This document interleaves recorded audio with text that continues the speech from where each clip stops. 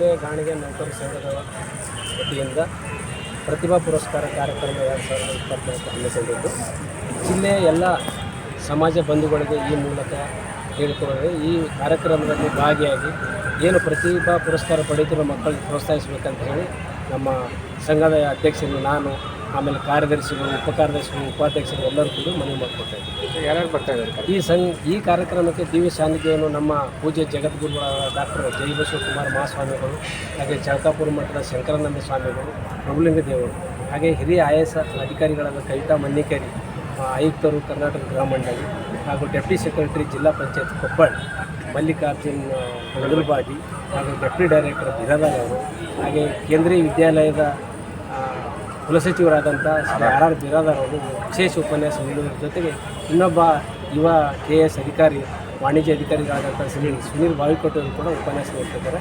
ನಮ್ಮ ಸಮಾಜದ ಎಲ್ಲ ಹಿರಿಯರು ಮತ್ತು ಗುರುಗಳು, ಸಮಾಜದ ಬಂಧುಗಳು ಇದರಲ್ಲಿ ಹೆಚ್ಚಿನ ಇದರಲ್ಲಿ ಭಾಗಿಯಾಗುತ್ತೆ ಅಂತೇಳಿ ನಾನು ಮನವಿ ಮಾಡ್ತೀನಿ. ಎಷ್ಟು ಜನ ಪ್ರತಿಭಾ ಪುರಸ್ಕಾರ ಯಾರ್ಯಾರು?